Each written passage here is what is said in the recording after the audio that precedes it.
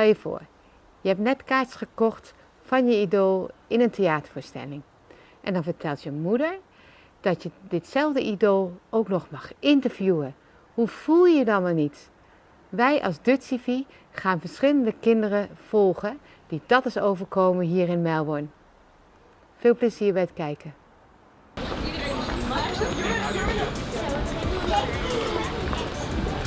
Ja, alles doe je in het Engels. Ja, wat spreek je wel eens mee? Nou, het is de man van Deadly 60. Hij kan echt niet wachten.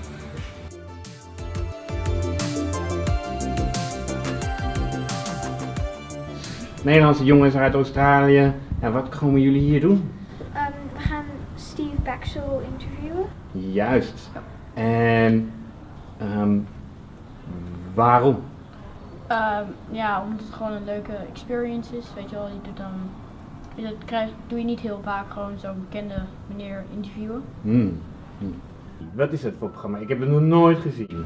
Het is een programma waar een meneer heel veel deadly dieren gaat aanraken.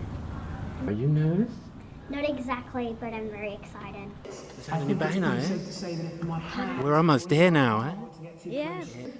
Pretty fun. Really fun. Out like that. The jaws clamp shut incredibly quickly, and the fish is history. When I'm older, I would also like to be a naturalist. And I want to follow your footsteps. I've swum with whale sharks, manta rays, and dolphins. So kind of, where do I start? Well, the first thing I have to say is good luck. I am right behind you, and it's the best way to spend your life, so I really hope it works out for you. The second thing is, you don't have to wait till you're older to be a naturalist. Anyone who studies the natural world is a naturalist. You know, that is by definition what it means. So if you right now are going out and learning as much as you can about the animals that are around you, then you are a naturalist. As far as doing it for a living and doing it for a career, you've already got started the best way possible, which is by studying the natural world. And you have to start early because it's infinite, it's huge. You know, there are at least 800,000 species of beetles. Nothing else, just beetles. You could study dragonflies for the rest of your life and still not know everything about them. There are 5,400 different kinds of mammals. There are 10,000 different kinds of bird, 20,000 different kinds of fish. So you have to start studying early because there's so much to try and pack into your head and you will never know everything. But the last thing I have to say is that I wish you the very, very best of luck and I really hope it pans out for you. Thank you. Are you scared of any animals? Having worked with them on television for about 16 years now, I can tell you for absolute sure that almost every wild animal in the world would much rather move away from a human being. Have you got a question for me? Yeah. Have you ever seen a panda? Not in the wild, no. There's only about 1,000 giant pandas left in the wild, all in China. And no, I haven't seen any of them, or red pandas, which are very distantly related to giant pandas. They're one of those animals that are an incredible icon, and they're seen everywhere in the media, and we see images of pandas everywhere. But to see them in the wild in a really natural situation in the bamboo forests of China is a very, very rare privilege indeed, and one that I haven't yet had. Yeah. Another question for me? My question is, what is the biggest animal you've met so far on Deadly 60? Well, we have filmed the very largest animal that is ever known to have lived on our planet. Who knows what that might be? I can tell you know already. Blue whale. Yes, spot on. Sri Lanka, yes, you do watch the programmes. Good to see, yeah. There's one place in Sri Lanka where blue whales hang around all year round, and if you get the right kind of permits, then you can get in the water alongside them. And it's like swimming alongside a giant blue submarine. Hi, I'm Iceman and I'm 13 years old, and I was just wondering, what do you personally think is what's the world's most dangerous animal? To us as human beings, there is no contest whatsoever. All of the world's species of sharks put together kill fewer than 10 people in the world in a year. Whereas the mosquito, by spreading diseases like Japanese encephalitis, yellow fever, dengue fever, and of course malaria, might kill 2.5 million people. So there is absolutely no contest. The mosquito wins, or well, loses, hands down. And I was wondering, have any of your crewmates been bitten? If so, by which animal? No, most of the biting happens to me. We had a close call right here in Australia, down in Tasmania. I was filming on a lowland area quite close to the sea, and we were out filming a piece to camera. My cameraman Graham was walking along filming, and after about 5 meters I just screamed, "Stop!" and his foot hovered about that far away from a coiled up tiger snake. And tiger snakes are usually quoted as being the 5th most venomous snake in the world. So that's one of the closest calls we've ever had. All the other stuff tends to happen to me. Should we all get some quick photos? Yeah, Okay. 3, 2,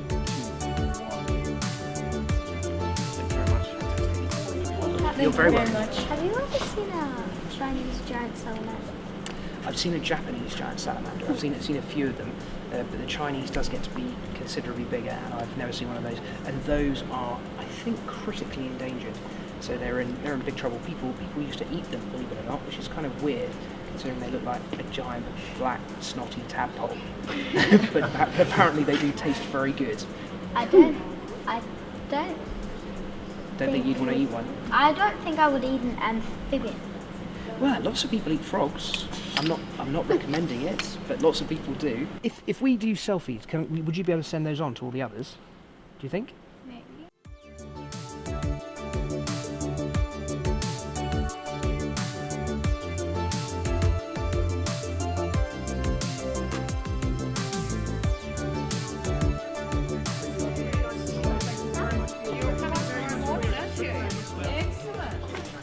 How many episodes do you have?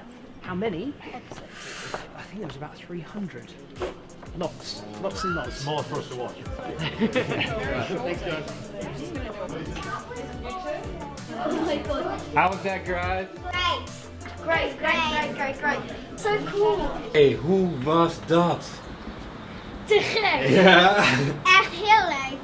Had je dit gedacht dat het zo leuk zou zijn? Nee, maar ik vond het echt heel leuk. Ik zag jou toen je eruit liep, was je helemaal van wauw.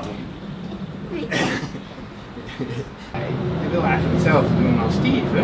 Ja, inderdaad. Hoe komt dat zo? Nou, als ik zo naar zijn episodes kijk, dan denk ik van... Stel je voor, als ik dan ook zo zeg maar kan duiken met krokodillen, haaien, hele gave dieren vasthouden, dan denk je toch wel van wauw. Ja, dat wil jij ook wel. Ja. En jij, zou je dat ook wel willen? Ja, heel graag. Ik zou het ook heel graag willen. En ik vind het ook heel leuk om naar zijn afleveringen te kijken. Good. Yeah. Epic. Epic. Awesome. You, my man, you had a lot of questions, eh? Yep. Yeah. I'm saving it up in 52 or a little bit more episodes, so yeah, I probably have a lot. Was hij anders dan je dacht? Hij is wel ietsje kleiner dan ik dacht. Ik dacht dat hij wat groter was, maar voor de rest, ja, ik verwacht het wel, ja. Ja. Alright, nou jongens, super. Ja. Dat was leuk, hè? Ja. Volgende keer weer? Ja, Ja? tuurlijk, ja. Oké. Goed, dankjewel. Oké.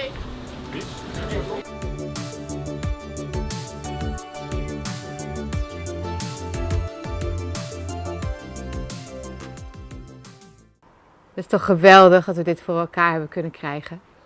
Nou, iets heel anders. Gezellig. Wat betekent dat eigenlijk? Dit heb ik al een paar keer proberen uit te leggen aan Australiërs hier. Maar Madelief heeft het helemaal voor me uitgezocht. Dus ga er even gezellig voor zitten.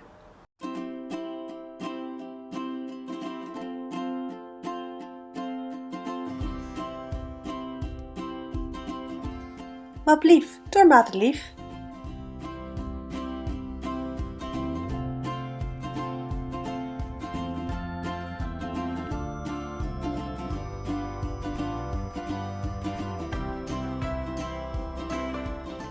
Wat lief? Gezellig! Iedere Nederlander kent het woord gezellig. In andere talen komt het woord gezellig niet voor. Super raar, want hoe zeg je nou anders dat een huis gezellig is? Of het gezelschap gezellig is? De mensen gezellig? Het biertje drinken gezellig? Oh wacht, of gewoon de koffie drinken gezellig is? Waar komt dat woord gezellig nou eigenlijk vandaan? Het woord gezellig komt van het woord gezel. Gezel, wat is dat nou weer? Nou, we gaan terug naar de middeleeuwen. In de middeleeuwen waren er mensen die werkten bij een gilde. En een gilde is een groep mensen die een bepaald beroep had. Bijvoorbeeld schilder of metselaar. Binnen de gilde leerde je het beroep van metselaar, bijvoorbeeld. En in een gilde waren de leerlingen, gezellen en meesters. De meester wist natuurlijk alles. De leerling moest alles leren en daartussenin zat het gezel. Dan was je nog geen meester, maar je was ook geen leerling meer. Tijdens deze leerfase deelde de gezel een huis met andere gezellen. Ze leefden met z'n allen in een zaal. Het woord gezel heeft dus als basis zaal. Dus gezel betekent ook iemand die met iemand anders een huis deelt. En later werd dat iemand met wie men samen is. En zo komt het woord gezelschap. Dan heb je ook nog het woord vrijgezel, metgezel, levensgezel. Het heeft allemaal dezelfde basisbetekenis. En gezelschap is een verwant woord van gezellig. Gezellig, hè? Nou, ik ga gezellig even een kopje koffie drinken met de buurvrouw. Leuk, zo'n gezellig clipje. Oké, nu gaan we verder met een Ted X clipje uit Amsterdam. Dus ga even zitten. Gezellig.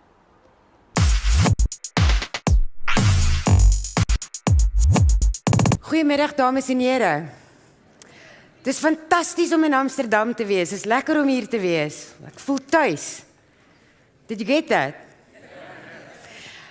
Being an Afrikaner in Amsterdam means that we can understand one another. And it's probably the only country in the world where I can't gossip and swear, and you'll catch me out on that. So it's an honor being here. I feel really at home being able to understand my surroundings and what people converse about around me. Now, growing up in South Africa, I was brought up basically by a domestic worker whose name was Jochebed. You'll see a picture on the screen. Jochebed was angelic. She had a kindness about her. She carried me on her back as a child, as a baby. She dressed me. She cooked for me. But most importantly, you know how children grow up. Your brother can be a bit of a bully, and because I was the youngest, that's what my brother did. He bullied me. And Jochebed would protect me against that. Also, when my parents were not at home and there was a thunderstorm, I would rush off to Jochebed's room. I would seek for shelter with her. And then she would return me back to my room later at night. But our relationship was a love relationship. It was a codependency. However, there was a problem. As you know, in the 70s and 80s, it was the years of apartheid in South Africa. It was a system of segregation, of hatred, of discrimination. Growing up and having Jochebed in my life didn't affect following the system. What the apartheid regime propagated through the media, through the churches, schools, and in society in general, was one that there shouldn't be this love relationship between a white person and a black person. Jochebed was black, I was white, and no matter how much I loved her, it was not allowed. February 1990, when South Africa changed completely, Nelson Mandela was released. I was in our family pool. It was a hot summer's afternoon. My father came outside on the patio, and we're a typical Afrikaner family. My father stood outside and he said, "You know what? Now we are in trouble." I said, "But why?" He said, "The terrorist has just been released." I said, "Who's that?" He said, "Nelson Mandela." I said, "Oh," and I continued swimming. Growing up in South Africa, being white meant that you were born into privilege. You didn't have to question your surroundings. What was happening in the liberation struggle was none of my business because I was a privileged white person growing up in a privileged environment. And I therefore didn't care what was happening in the rest of South Africa because I was isolated from that. But then Nelson Mandela was released from prison, and the white people feared retaliation. We expected the ANC government to revenge for years of oppression. But as you know, that didn't happen. Then, in 1994, Nelson Mandela was sworn in as the first democratically elected president of South Africa. He was sworn in as the first black president of South Africa. Now, I was 23 years of age at that time. I was still living with my parents, which, by the way, no child should do at the age of 23. But I was, and I needed a job closer to my parents' home. I applied for a job in President Mandela's office. It was a bit of a dilemma for me. I didn't see myself working for this new government because it was everything I opposed, but I thought, I'll take a chance. One at 23 never expects to meet a president. Did any of you expect at the age of 23 that anything would happen to your life? I didn't expect it. I applied for a job in President Mandela's office, in a sub-office almost, a junior position, and I was called for an interview. During the day of the interview, the door flung open. This very flamboyant black lady entered. Her name was Mary Mkladana. She was the president's private secretary at the time. Her personality entered the room before she did. She was dressed beautifully, and the first thing I noticed was this silk outfit, and I thought to myself, this outfit is more expensive than anything that my mother owns. And then she was very proficient in English, which intimidated me completely. This messed with my wiring. I didn't expect what I found there. I found people, I grew up thinking that white people are superior. We speak better, we are more intelligent. And in that 5 minutes, everything was destroyed. I stepped back and I found myself in that office being interviewed for a junior position with this lady entering. We were never introduced. She then looked at me and she said, I need an assistant and I need her right now, and I don't care what color she is. And she left. They called me 2 hours later to ask, would you be interested in a job in President Mandela's private office? Now, I was only concerned with the logistics of this job. I wanted a job closer to my parents' home. And I said, well, is it in the union buildings? Because private office could mean I have to go to his house, and I wasn't prepared to do that. So I said, is it in the union buildings? And they said, yes. I said, well, then I'll take it. Nothing else.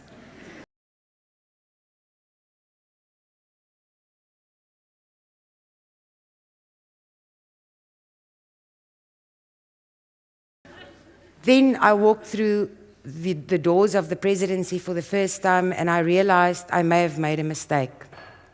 It was all very stately, quiet. You couldn't hear a glass drop, a pin drop. And I was uncomfortable. I was suddenly surrounded by mostly black people, all more intelligent than me, all more proficient in English than me. I felt completely out of my comfort zone.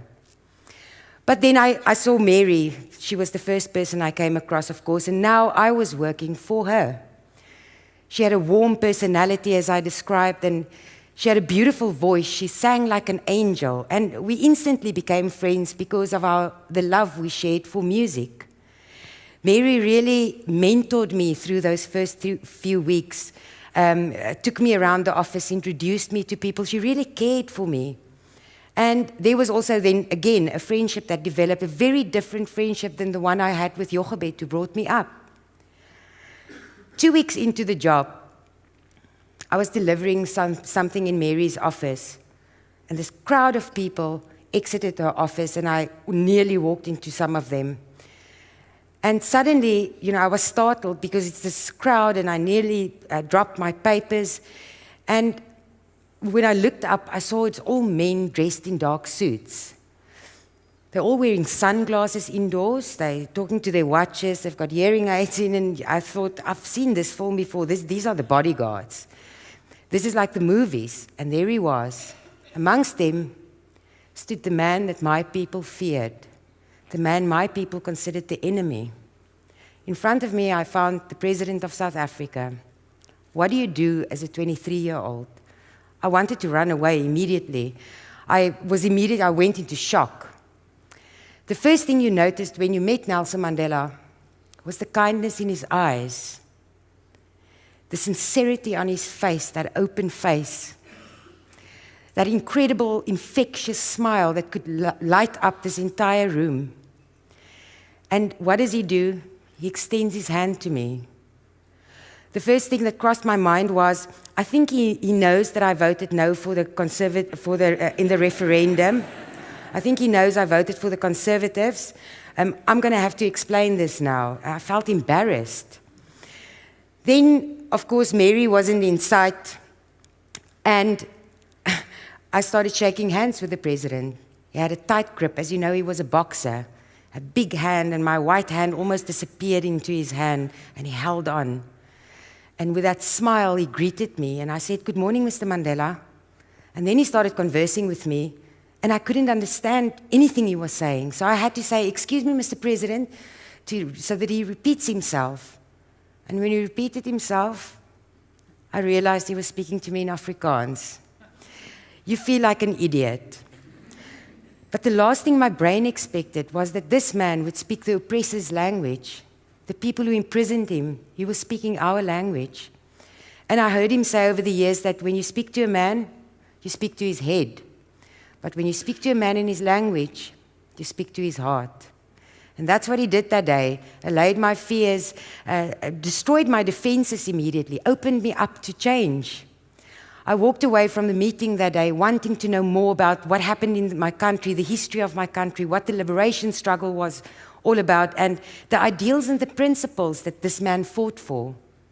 And that's what I did, and it was a long process of this Christian girl questioning her religion, the church, her upbringing, society, my parents, the media, and coming to the conclusion that we were indoctrinated by the apartheid regime. So what do? I wanted to apologize to President Mandela there and then, but I couldn't, and I started crying that day, and he put his other hand on my shoulder and said, no, relax, you're overreacting. Now trust me, ladies and gentlemen, when a president tells you you're overreacting, you compose yourself. So in the next weeks, I really tried to do that, and I was very inquisitive about my surroundings, and I spoke to Mary, and we became very good friends subsequently, and I realized that we were all equal.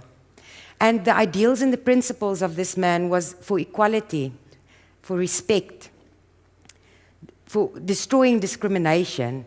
And as long as you were willing in the new South Africa to support those ideals and to fight for it and to stand up for it, you were going to be welcome in South Africa, even the people who represented the former apartheid regime, the people who looked like me. So I was very blessed to have worked for Nelson Mandela for 19 years. I met this challenge he put to me with complete dedication and commitment and loyalty. I retired with him, as I say, in 1999. He asked me to work with him beyond retirement. And I've been puzzled, like everyone else, about the greatness of this man. People ask me, so what's the one lesson that stands out? And I say to people, I can't profess myself to be an expert on the legacy of Nelson Mandela, but the thing that touched me most was his respect. So much self-respect that he could respect anyone around him, irrespective of the color of your skin, your religion, your history, your background, your status, or what you're wearing. How few of us really can really do that. And Nelson Mandela was not a saint, he was a good human being. He just tried harder than most of us on any given day. And in trying to get answers for the different challenges we face worldwide at the moment, in South Africa, in the US, in Europe, you see a reoccurrence of discrimination, hatred, racism, blatant racism. I thought, how would Mr. Mandela deal with this? And every time I go back to this quote, and I'd like to share it with you. No one is born hating another person because of the color of his skin, or his background, or his religion.